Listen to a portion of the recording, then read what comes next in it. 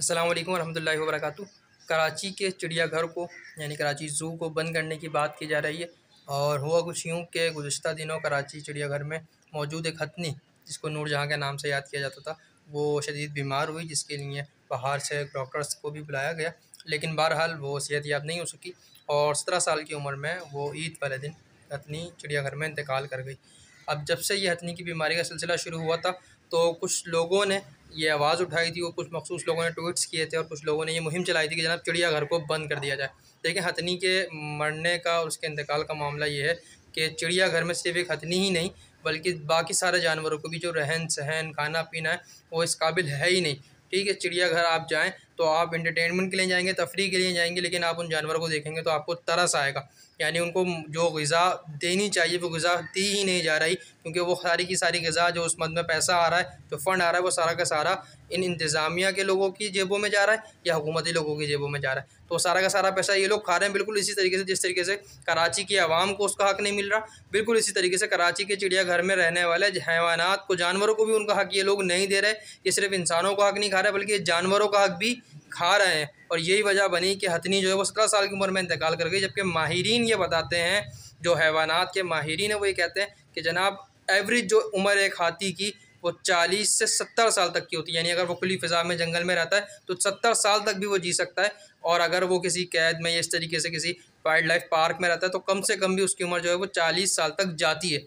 लेकिन उसकी जो इंतकाल हुआ, उसको बहुत सारी तकलीफ़ें थीं, बहुत सारे मामला थे, एक छोटे से पिंजरे में उसे कैद कर दिया गया था, और यही वजह है कि अब उसका इंतकाल हो गया। तो फिर माहिरीन ने कहा दूसरी हथनी वहाँ मौजूद है, जिसे मधुबाला के नाम से याद किया जा रहा है, उसे फ़ौरी तौर पर जो है वो कराची के सफारी पार्क में एक आज़ादाना माहौल में शिफ्ट किया गया है, ताकि उसकी सेहत बहाल रहे और उसे कोई किसी किस्म का नुकसान ना हो। और सिर्फ हथनी नहीं, इससे पहले एक बहुत नायाब शेर था कराची के चिड़ियाघर में, वो भी मार दिया गया था, इंतकाल हो गया था उसका भी। मार दिया इसलिए कहा मैंने कि इन लोगों की बेएहतियाती और इन लोगों की जो बेतवज्जुही है, जानवरों के हवाले से हो चाहे इंसानों के हवाले से हो, क्योंकि इनके नज़र में तो इंसानी जान की भी कोई कीमत नहीं है, तो फिर जानवर तो बहुत दूर जाके इनकी सोच में आते हैं।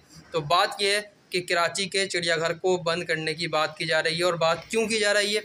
बात इसलिए की जा रही है क्योंकि इन्हें उस चिड़ियाघर को खाली करके उस जगह को भी बेच देना है। उस जगह को भी ये बेच देंगे, चिड़ियाघर की जगह को, उसका पैसा भी ये खा जाएंगे, किसी बिल्डर को दे देंगे, वहाँ कोई टावर बन जाएगा, वहाँ कोई बिल्डिंग बन जाएगी, वो अरबों करोड़ों रुपया वहाँ से कमाएगा।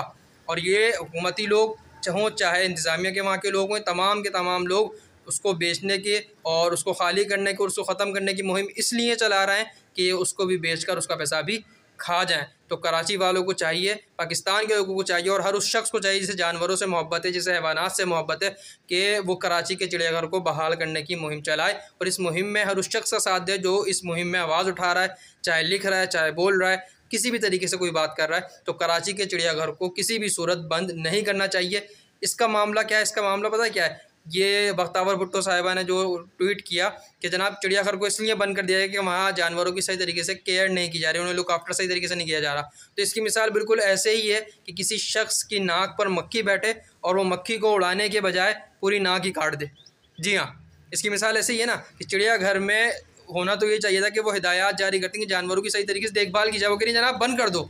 तो फिर इसकी ये बिल्कुल ऐसा ही है कि किसी दुकान में डाका पड़े तो आप दुकान में जब पुलिस पहुंचे तो पुलिस बोले भाई हम चोर को नहीं पकड़ेंगे, हम तहकीकात नहीं करेंगे, बल्कि आप ऐसा करो इस दुकान को ही बंद कर दो। ये दुकान ही बंद कर दो। जब दुकान होगी ही नहीं, दुकान में सेल ही नहीं होगी, कोई कमाएगा ही नहीं, तो फिर डाका पड़ने की तो बात ही नहीं है। आप किसी का मोबाइल छीने वो रिपोर्ट लिखवाने जाए तो पुलिस वाले बोले भाई रिपोर्ट नहीं लिखेंगे तो मुजरिम को नहीं पकड़ेंगे, बल्कि तुम एक काम करो, तो मोबाइल रखना ही बंद कर दो। मोबाइल नहीं रखोगे चोरी नहीं होगी, कोई मसला नहीं होगा। तो फिर इस तरीके से तो सारा का सारा जो है ना वो जंगल बन जाएगा। तो ये कोई सलूशन नहीं है कि आपकी नाक पर मक्खी बैठी और आपने कहा जनाब नाक ही काट दो, तो नाक नहीं काटी जाएगी बल्कि मक्खी को उड़ाया जाएगा।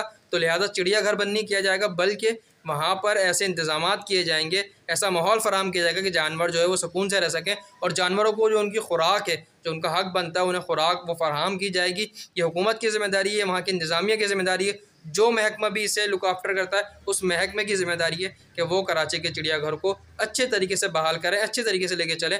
पूरी दुनिया में आप देखते हैं बड़े अच्छे तरीके से वाइल्ड लाइफ पार्क्स बनाए जाते हैं, वहाँ पे जानवर बड़े ही ऐश में और बड़ी आसाइशों के साथ रह रहे होते हैं। लेकिन हमारा वाहिद ये शहर है कराची। मैं लाहौर गया था, लाहौर में भी ऐसा माहौल नहीं है। वहाँ का भी जो वाइल्ड लाइफ पार्क है बड़ा खूबसूरत है, बड़ा खुला माहौल है, बहुत सारी जगह दी गई है, जानवरों को बहुत अच्छा खाना दिया जाता है और बहुत सारे जानवर मौजूद हैं। यहाँ तो गिनती के चंद जानवर मौजूद हैं, उनका भी ख्याल नहीं रख पा रही है हुकूमत, इसलिए कि जानवर तो दूर की बात है, ये इंसानों का ख्याल नहीं रखती।